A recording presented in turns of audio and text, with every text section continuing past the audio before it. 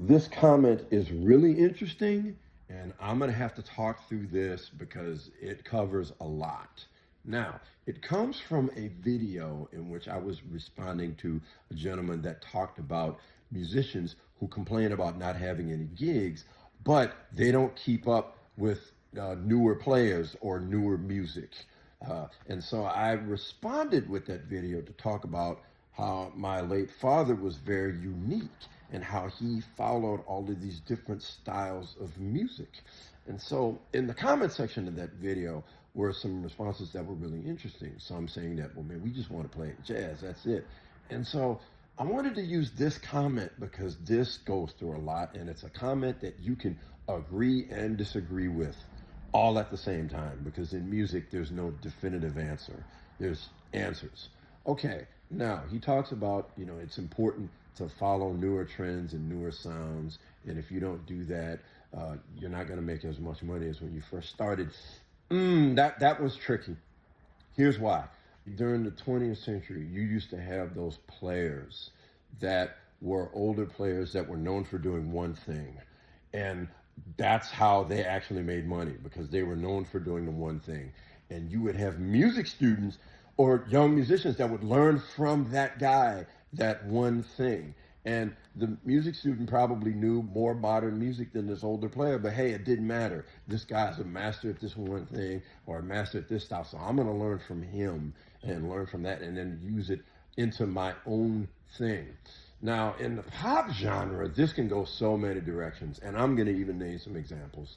For example, a band like Earth, Wind, and Fire, for instance, they were really big in the 1970s, but in the 1980s, they start following trends. And they even did this, they're still doing it in a lot of ways. And what's going to happen is you're going to get this argument. You're going to have one side that's going to say, oh man, they're trying new things. But then you're going to get another side that says, man, why are they watering down their sound, pandering to new trends? So you've got that. Another example of sort of back to my first point, there was a record of the great singer Mahalia Jackson, great gospel singer, in which in the personnel on piano was Billy Preston.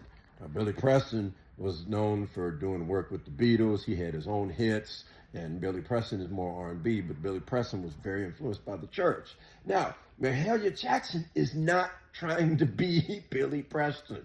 No, she's not trying to cater to pop trends or any of that. Mahalia Jackson is a master of gospel music, and that's it.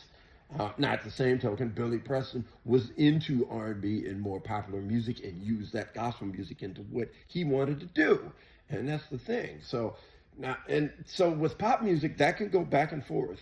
There's people that don't want to be stuck in the past and they want to adapt to newer sounds, but then their sound gets watered down, and you have people that don't like that. Now, here's where it gets interesting, is they talk about the older players not adjusting to newer styles.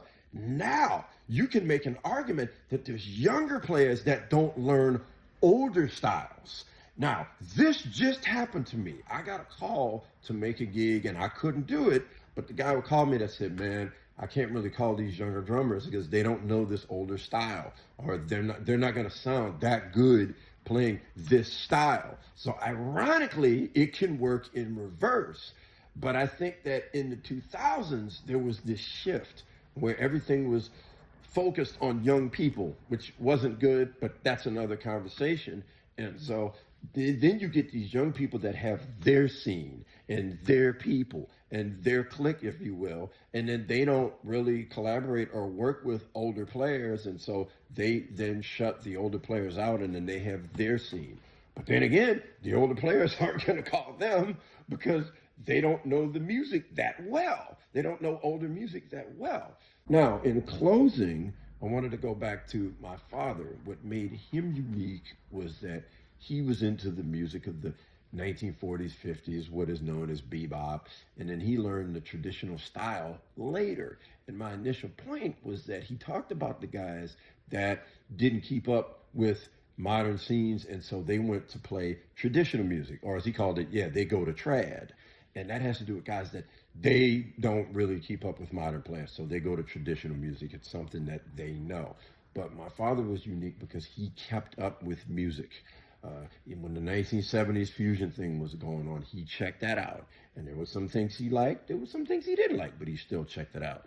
Of course, the 80s, his sons were in the business, so of course he was going to check that out. But he was also invested in the younger players that were playing in the music. And so not all older musicians are like that. Some, they know a certain era, and that's the era they're comfortable with. And sometimes that's great.